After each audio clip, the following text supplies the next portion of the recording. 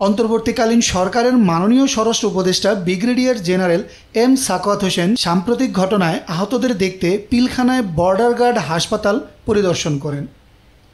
মাননীয় স্বরাষ্ট্র উপদেষ্টা আজ সকালে পিলখানাস্থ বিজিবি সদর দপ্তরের বর্ডার গার্ড হাসপাতালে আসেন। এ সময় তিনি সাম্প্রতিক ঘটনায় আহত বিজিবি সদস্য এবং আন্দোলনে আহত হয়ে বিজিবি হাসপাতালে চিকিৎসাধীন শিক্ষার্থীদের সাথে ব্যক্তিগতভাবে কথা বলেন এবং তাদের চিকিৎসার খোঁজ খবর নেন।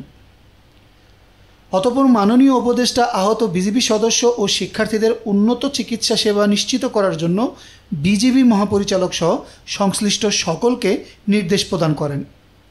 উল্লেখ্য, সাম্প্রতিক ঘটনায় বিজিবির ৩ জন সদস্য নিহত এবং ১৩০ জন বিজিবি সদস্য আহত হয়েছেন। এদের মধ্যে ২ জন র্যাবে কর্মরত ছিল।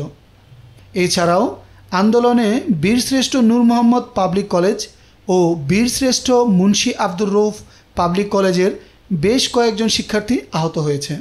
এদের মধ্যে ৩ জনকে চিকিৎসা সেবা প্রদান করা হয়েছে এবং আহত আরও ৩ জন শিক্ষার্থী বর্তমানে বর্ডার গার্ড হাসপাতাল ঢাকায় চিকিৎসাধীন রয়েছে।